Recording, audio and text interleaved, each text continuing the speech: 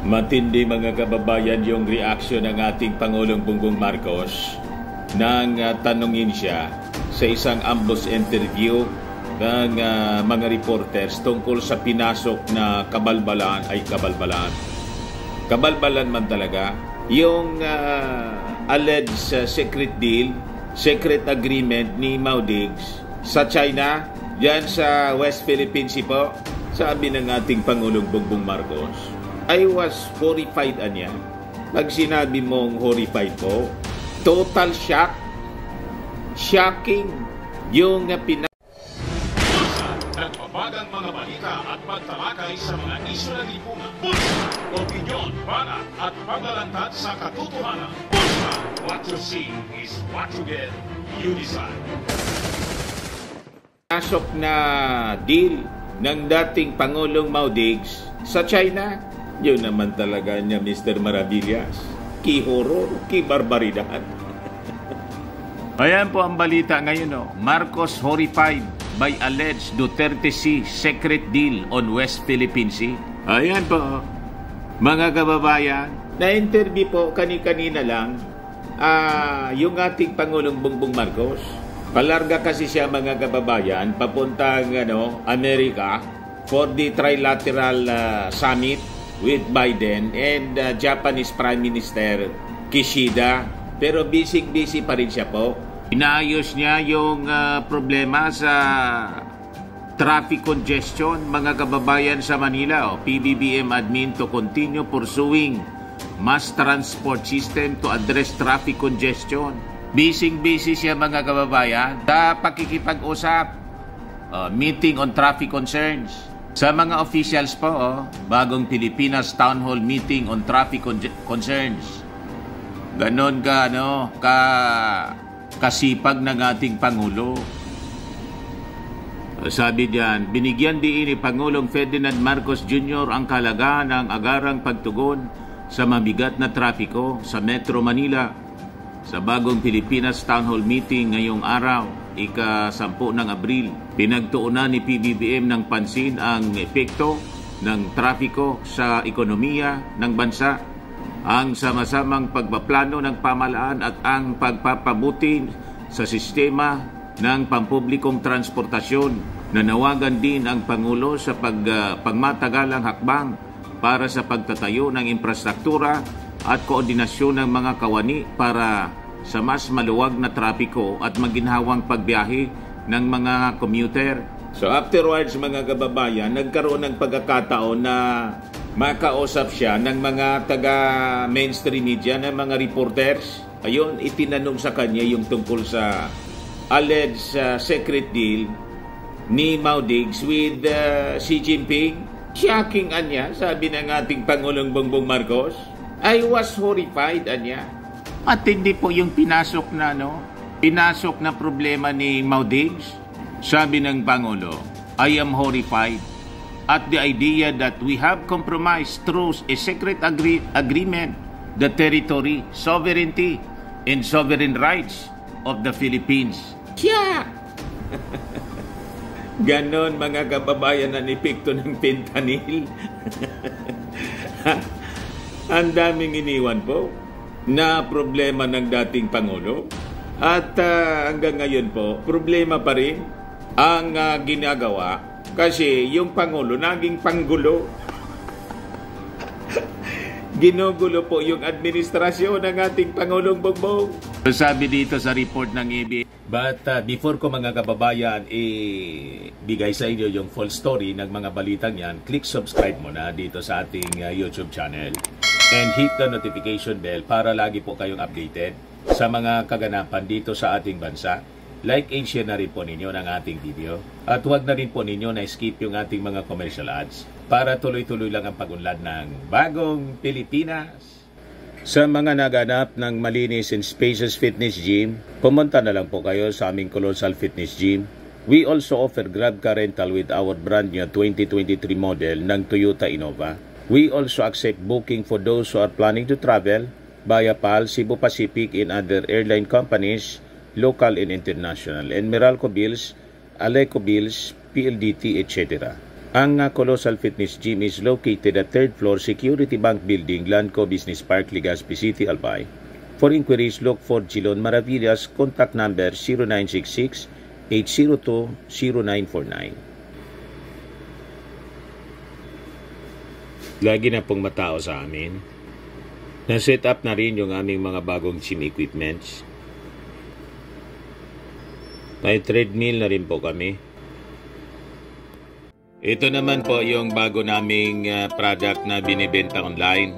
Eye Glow Serum, whitening po siya. Tingnan ninyo yung epekto sa aking anak na architect before and now. Yung mga inquiries po ninyo, dumiretso na lang kayo sa kanyang Facebook account, Riz Maravillas. Ito naman po, Firmax Firming and Lifting Cream, pinapahid po sa mga pulses and affected area. Mainam po siya sa mga pains, mga paninigas na mga kaso-kasuan. Pinapahid-pahid lang po siya sa mga pulses. Ito naman po, Automax Radiant Serum. Sa mukha naman yung application. Anti-aging po siya. You will look 10 years younger than your age. Sa mga cancer patients naman po, baka lang gusto ninyo itong itry. Ningxia Red Mix Fruit Drink. Hindi man po siya gamot, food supplement siya. Kaya lang, gawa siya mga kababayan sa goji berry. Yung goji berry may anti-cancer properties. Yung mga inquiries po ninyo, dumiretso na lang kayo sa aming messenger sa Facebook para masagot namin agad. Ayos pa? Ayos na ayos niya, Mr. Maravillas. ACBN, China has been repeatedly citing the alleged deal to put the blame on the Philippines over the worsening tension in the West Philippine Sea. Marcos said he was not briefed by the officials of the former administration regarding the alleged agreement. We don't know anything about it, Anya. There was no documentation. There was no record. We were not briefed about when I came into office. Walang nagsabi sa amin na mayroong ganong usapan. Ibinulgar po ni dating spokesman Harry Roque, nilaglag yung amo niya. Kaya nga po, sumaklolo si Panilo. Nag-deny, wala man na niyang ganyan. Pati mismo yung dating Pangulong Digong, wala man na niya kung pinasok na ganyan. Yung China, yun ang sinasabi. Nagkabukingan na mga kababayan, naglaglagan po sila.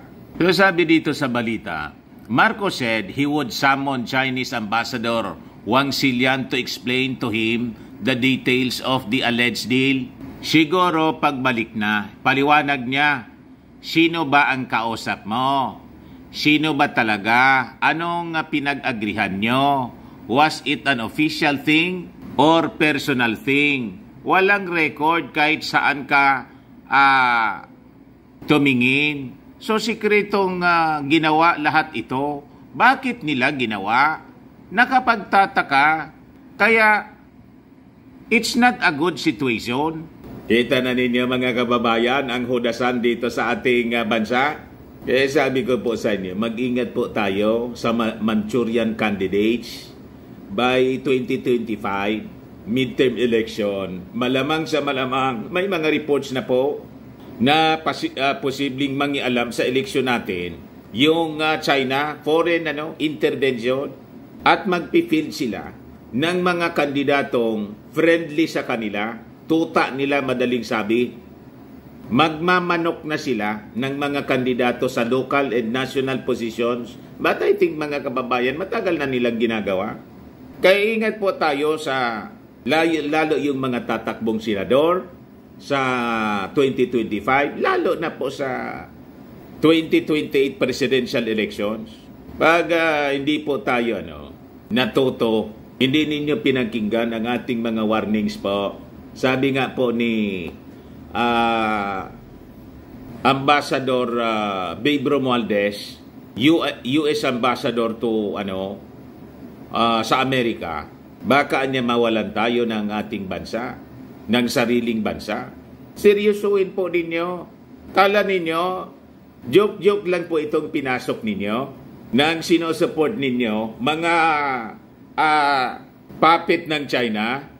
So ipapatawag po ng ating Pangulo yung ambassador ng China. The President said they have been in talks with former Duterte officials but not the former President himself. We were talking to his former officials. Ipaliwanag nyo sa amin para alam namin ang ginagawa namin. Senator Risa Hontiveros has sought a Senate investigation into the alleged gentleman's agreement. She said, if the deal was confirmed to be true, it would be tantamount to surrender of Philippine sovereignty. Roque recently said there was nothing secret about the deal. Ang ebidensya nasa balita lahat naman ang sinasabi na balita noong 2017 pa. So all you have to do is type China, Philippines, Nonyo Development 2017, lalabas lahat yan. Hindi na nga ako kailangang humarap dyan. Input lang nila. Google yan, lalabas lahat yan. Anong sinasabi nilang sikreto yan? Wala namang sikreto dyan. It was an agreement to maintain status quo and it worked dahil mas mapayapa yung relasyon ng Pilipinas at China noong araw na yon. Nilaglag mga kababayan si Maudigs, kaya to the rescue si Panelo. Paano po? Nabuko na sila mga kababayan sa kanilang mga ginawa. O ngayon, tingnan natin, pagbalik ng ating Pangulong Bongbong Marcos galing po sa Amerika, mismong tatanungin na ng ating Pangulo yung ambasador ng China. O ito po, pakinggan ninyo yung sabi rito ng ating Pangulong Bongbong Marcos. It turns out, we don't know, it is a secret agreement. We don't know anything about it. There is no documentation, there is no record, there is no... We were not briefed. When I came into office, wala po lang nagsabi sa akin na meron ganung usapan. From the former administration, iba-ibang sagot eh. Sabi ng isang official, dating government official under the previous administration, there's no such agreement. Sabi naman ng isa, no, there is, and we should honor it. Sabi naman ng iba, maganda yan. Sabi ng iba, hindi maganda. Hindi pa namin alam kung ano ba talaga yung agreement na yan. But, kung ay ang sinasabi sa agreement na yan na kailangan tayong magpermiso sa ibang bansa para gumalaw sa ating sariling teritoryo, ay mahirap siguro sundan ang kanyang klaseng agreement. I am horrified by the idea that we have compromised through a secret agreement the territory, the sovereignty, and the sovereign rights of the Philippines. That is something we still have to clear it up. We are waiting for Ambassador Wang to come back from Beijing, Malaysia, and I asked to see him. Baka siguro sa pagbalik na. At ipaliwanag niya, ano ba, sino bang kausap mo? Sino ba talagang kausap mo? Anong pinag-usapan? Magkakaalaman na po. Was this an official thing or was it a personal thing? Ano ba ito? Dahil wala kami record. Kahit saan pa tumingin. Walang record po. Ginawa lahat ito. Bakit nila ginawa? Kung gagawin mo nila, ba't ba nila ginawang sikreto? Nakakapagtaka nga eh. Kaya it's not a good situation. Sir, do you plan to talk to former President Duterte? We are talking to his former officials. Maybe not the President himself, but all his former officials. Tinatanong namin, ano ba yan? Ipaliwanag nito ba sa amin para alam namin yung ginagawa namin. And we still haven't gotten a straight answer. Matindi mga kababayan. So yan po yung report, interview ng mga reporters. Yung pliniko po, galing po yun sa Inquirer.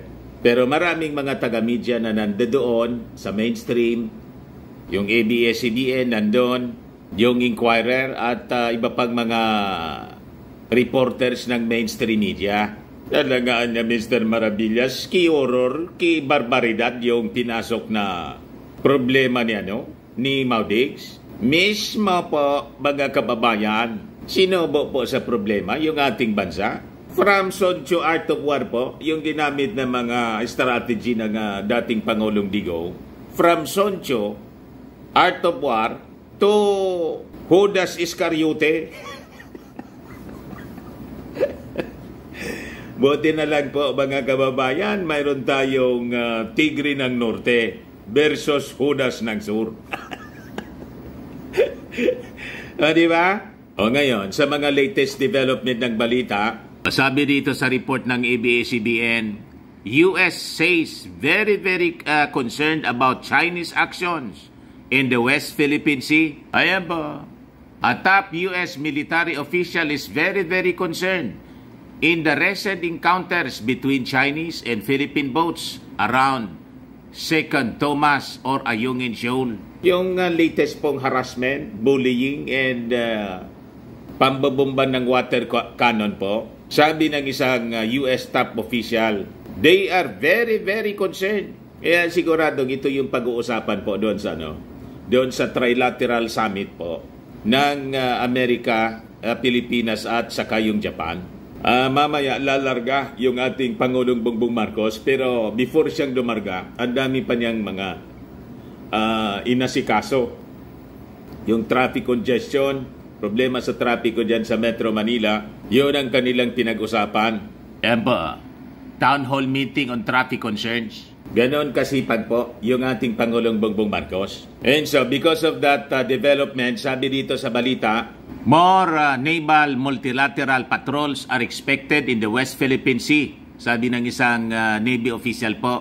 Kani-kanina lang po, mga kababayan. Ito po yung mga actions na gagawin ng ating mga authorities. Sabi ni Commodore Vincent Trinidad, Philippine Navy spokesperson for the West Philippine Sea, he echoed the announcement of U.S. National Security Advisor na si Jake Sullivan. While we do not comment on future operations, we can expect an increase in Navy-to-Navy sea engagement, sabi po ni Trinidad. So ang ibig sabihin, mga kababayan, kung dati nakikita ninyo, siguro doon sa mga resupply missions na gagawin, bubuntutan na siya. Gagwardyahan na siya, mga kababayan. Susundan na siya ng Navy warship na mismo para hindi na po maulit yung mga ginagawang bullying at mga attempts ng Chinese Coast Guard na binabangga na mismo po yung ating maliit na bangka. Di banggain nila yung ating warship, mga kababayan. And possibly, baka binubuntutan din ng mga American warships po, tulad ng ginawa sa West Philippines sinong linggo. So ganun na siguro ang mangyayari po. Pero siyempre hindi man nila sasabihin po yung detalye niyan. Kasi nung linggo po, bumubuntot-buntot pero napakalayo. Nag-announce, di ba, yung China na sasabayan nila yung multilateral maritime cooperative activity ng Japan, Australia, Amerika at yung tayo po. Pero hanggang kwento lang po sila. Sabi po ni General Browner, based sa kanilang reports, wala man actual na military exercise or naval exercise na na-observe sila. Tama yung mga analysis natin. Nag-press release po sila para hindi sila mapahiya. Pero may naispatan na dalawa daw na Chinese vessel, pero malayong-malayo po. Hindi man nila, madaling sabi, hindi nila kayang sabayan o salubungin. Ito tama yung description natin. Because of that multilateral cooperative activity, bumahag yung buntot ng China. So, magiging dire-diretso na po itong mga activity ito. Yan ang ibig sabihin nitong kwento.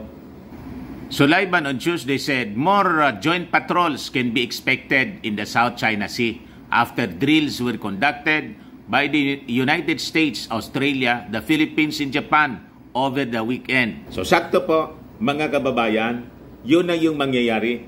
So sabi nga natin, siguro, sabayan na po ito ng oil exploration and drilling activity. So habang nagpapatrolya, kasi kailangan natin, mga kababayan, na masimula na yung oil exploration and drilling activity dyan. Kasi paubos na po yung malampayan natin. I-award natin dito sa mga tumutulong na mga bansa para may stake sila, may rason na kailangan nila talaga na magbantay dyan. Kasi yung kakontrata natin sa oil exploration, mga companies na pag-aari nila. Anyway, sila yung may technical know-how.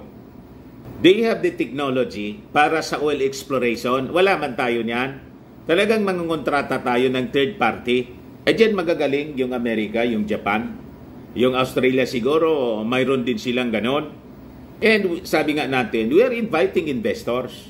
So dito sa energy, tamang-tama, sakto mga kababayan. So mag-invest sila dito sa atin para ma-solve yung mga problema natin mga kababayan sa energy na kailangan ng ating mga industries. And sabi nga natin, next, unti-unti tayong magdi-disengage sa China bilang ating major trading partner. So hindi na tayo bibili sa kanila ng mga produkto kundi galing na sa Japan, quality pa. Di ba? Lalo yung mga electronics, appliances, kung ano na pa, pati mga damit. Madali masira po yung mga electronics, appliances galing pong China. Low quality po. So, galing ng Japan, Australia, America, and other nations, mga kababayan, na tumutulong sa ating national security and defense. Tama pa mga kababayan? Saktoan niya, Mr. Maravillas. Kasi po, masyado tayong niluluko ng China. Pati sa kalakal, ang sinusupply sa atin, may nangyari nga nung nagpa-Manila kami ni Mrs. Yung nagta-travel kami sa EDSA yata yun. May nasusunog pong may nasusunog na kotse. Ayun, napag-alaman mga kababayan, Chinese made. Chinese car. Nag-overheat siguro, nasunog po. You see, kabago-bago po. Just recently, yung pag-travel namin sa Manila. So, what to expect po doon sa pagbisita ng ating Pangulong Bongbong Marcos sa Amerika sa Trilateral Summit? Sabi dito sa balita, ahead of the historic meeting, the U.S. Departments of State's National Security Council gave a preview of what could be announced by the nation's leaders following the summit. So sabi po ni White House Advisor Dr. Myra Rapp-Hooper sa press briefing po, since the beginning of this administration, our theory of the case for the Indo-Pacific has been that we would reinvest in and modernize our alliances and partnership. And when we did, our allies and partners would seek to step up alongside us. And we have seen that theory of the case proven many times over. We are indeed not taking any of these actions alone, but in every case, in close partnership with our allies and partners within the region and beyond. Kaya galit po yung China kontra sa groupings niya. Ayaw namin ng groupings. Gusto ninyo kasi na mag-isolate lang kami para kaya ninyo kaming ibuli. Matalino yung aming Pangulong Bongbong Marcos. Hindi ninyo mapaikot. Tulad ng previous administration na inutok ninyo. So sabi ni Rapp-Hooper, Rapp-Hooper, the US, Japan, and Philippines visions are intertwined, adding that the new era or trilateral cooperation is guided by unwavering commitment to a free and prosperous Indo-Pacific. So kailangan talaga magtulong-tulong kasi nakita nila yung selfish interest po ng China. So sabi niya, ito ang trilateral format was actually made by 3 nations' national security advisors na nagmeeting last year sa Tokyo. And out of that June 2023 meeting, they identified a few critical areas of cooperation amongst the United States, Japan, and the Philippines that our leaders will be taking to new heights later this week. So as stated, below are some of what can be announced following the summit set to be attended by President Bongbong Marcos Jr., U.S. President Joe Biden, saka si Japanese Prime Minister Fumio Kishida. So, ano-ano siya? Ito daw po, mga kababayan, new initiatives to enhance energy security, economic, and maritime cooperation. Di ba? Sakto sa dinidiscuss natin. So,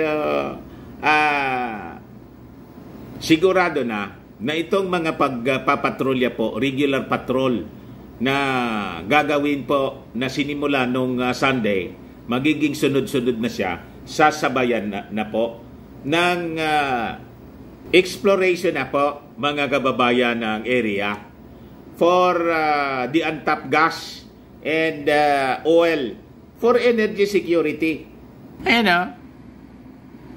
Enhance energy security, economic and maritime cooperation, partnerships in technology and cybersecurity, some considerable joint investments in major infrastructure areas. Sakto sa discussion natin, mga kababayan. So, magdi-disengage talaga. Yun ang direksyon ng ating Pangulong Bongbong Marcos. Mag-disengage. Kasi ito ang ginagamit pong blackmail sa atin ng mga maka-China. Ito yung pinagmamalaki ni Xi Jinping sa atin na tayo po ay may malaking pangangailangan daw sa kanila. Ngayon po, as we disengage with China, mga kababayan, punta tayo sa Japan, Amerika, and our partners, Australia, para po sa investments, joint investments po in major infrastructure. Siguradong kasama dito yung exploration po ng oil and gas dyan po sa West Philippine Sea. Our three countries will embark on this era of trilateral cooperation as equal partners guided by shared vision and unwavering commitment to a free, open, peaceful, and prosperous Indo-Pacific. Madaling sabi, magiging kasosyo natin sa lahat ng negosyo. Kasosyo natin itong mga bansa, Japan at Amerika. Gutom kayo, mga Chinese. Di ba? Hindi ninyo kami maiisahan. Yun sana yung intention po ng China. Gustong suluhin, tapos kasabwat po yung mga hudas ng sur. Sila lang yung magkikinabang, mga kababayan, sa yaman ng West Philippine Sea. Sabi dito, ahead of the trilateral summit, Rap Hooper said Biden is set to welcome Kishida for an important official visit ngayong araw na to. During the official state visit, the two leaders are set to discuss efforts to bolster defense and security cooperation. Rap Hooper said important deliverables on civil space cooperation as well as major research partnership between the U.S. and Japan's leading institutions would also be tackled among others. Di ba napakaganda ng mangyayari po? Nangyayari ngayon? Kaya excited na yung ating Pangulong Bongbong Marcos. So mamaya makikita natin siyempre yung departure. Malamang kasama uli, mga kababayan, si Speaker Martin. Lagi man niyang kasama. Then siyempre si First Lady at saka yung mga cabinet secretaries niya sa security cluster, tapos siyempre sa negosyo. So abangan natin kung si Inday po ay magatid po sa ating Pangulong Bongbong Marcos, magsisend opo, or kung siya pa ang iiwang caretaker na sabi nga natin, nung lumarga pa Germany and Czech Republic yung ating Pangulo, ang inatupag ni Inday, yung rally ni Pastor Kibbs. Doon siya pumunta. Tapos yung panawagan ng nagrarally po, Marcos resign. Tingnan natin kung si Inday pa ang iiwan bilang caretaker ng ating bansa. Dapat niya, Mr. Maravillas, wag na. Baga may mangyaring masama. Alam mo na niya, magpiprayer rally na naman sila doon sa 14. sa Tagum City. Maisog prayer rally. Walang kadala-dala. Ayan man lang po ang ating mga balita ngayon. Ako po si Dante Maravillas. Bye-bye. God bless.